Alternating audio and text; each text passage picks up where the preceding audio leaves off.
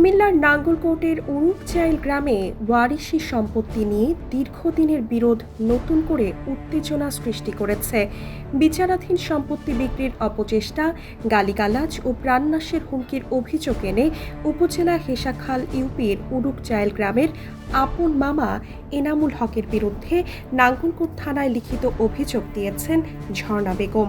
এছাড়াও এনামুল হকের বড় ভাই রিয়াজুল হকের পালক সন্তানের ক্রয়কৃত জমি থেকে তাদেরকে উচ্ছেদ করে দেওয়ার অভিযোগও রয়েছে তার বিরুদ্ধে। অভিযোগে উল্লেখ করা হয়, ঝর্ণা বেগমের মা মরহুমা ফাতেমা বেগম তার পৈতৃক সম্পত্তিতে আইনগত অংশীদার হলেও জীবদ্দশায় সেই সম্পত্তির অংশ বুঝে পাননি। তার ভাই এনামুল হক নানা অজুহাতে বিষয়টি দীর্ঘদিন ঝুলিয়ে রাখেন।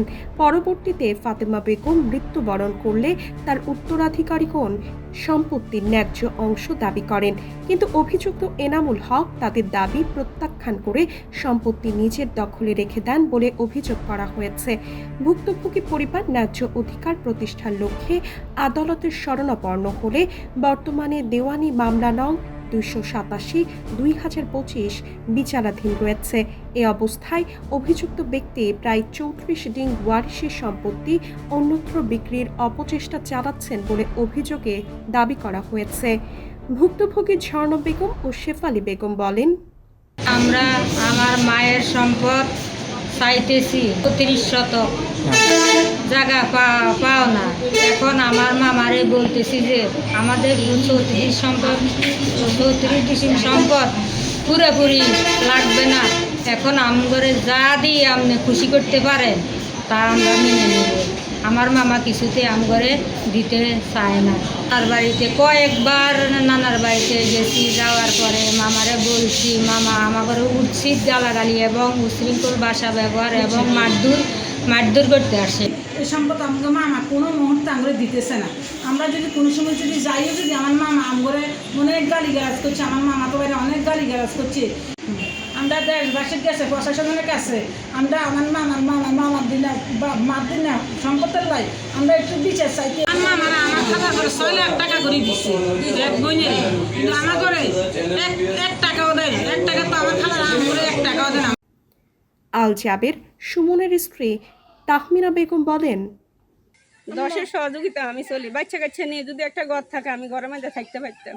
হেরা আমাদের একটা ঘর দিতে দেয় নাই। সরকারিভাবে একটা ঘরে ছিল, তাও হেরা বাধা দিয়ে দিছে। এরা দোকানটা ছিল, দোকানটা ভাড়া দিয়ে আমি চলতাম আমার বাচ্চা কাচ্চা নিয়ে। দোকানটা ভাড়া দিছি, রাত্রে বলছে আমার মামা শ্বশুরে ভাড়া দিছে, ভালো হয়েছে, 2 পয়সা পাইলে বাচ্চা কাচ্চা নিয়ে চলতে হবে। সকালবেলা যায় দোকানে তালা মারে। তবে অভিযোগের বিষয়ে অভিযুক্ত এনামুল হকের কাছে জানতে চাইলে তিনি বলেন, আমার ভাই সুবনের ফালক আনছে, এই গ্রামে সবাই জানে। ফালক ছেলে আলী হে আমার সম্পত্তি হে সুবনের লেখি দিছে। কেন আমার বাড়ি ঘরও আমার, এ ঘর আমার বাপের ঘর, এটা আমি ছিলাম। আমি এরপরে আমার যেহেতু ঘর দিছি, আমি সুবনের এই ঘর দিয়ে দিছি থাক। স্থানীয় সমাজপতিরা বলেন, হঠাৎ করে আমার জ্যাঠাতো ভাই এনামুল্লাহ এই জায়গাটা দখল ওনার নিজের বলে দাবি করে আসতেছে এবং দখল করার জন্য অনেক ঝামেলা সৃষ্টি করার পায়তারা করতেছে। এজন্য আমাদের এই বাড়িটা অনেকবার প্রতি বছর 2-3 বার করে মাপ হচ্ছে, কিন্তু ফাইনাল কোনো সিদ্ধান্ত আমরা যেতে পারি না। সেজন্য আমরা বলেছি যে আমাদের এই বাড়িটা মাপার জন্য আমরা সরকারি আইন এনে আমরা বাড়িটা মাপি, সবার সম্মতিক্রমে বাড়িটা সেটেল করে দিব। এটা নিয়ে মারামারি হয়েছে, দাও খন্তা এগুলো এখনো থানার জমা আছে, এই বাড়িতে নাঙ্গলকোট থানা ভারপ্রাপ্ত কর্মকর্তা ওসি আরিফুর রহমান বলেন, লিখিত অভিযোগ পেয়েছি, তদন্ত চলমান আছে।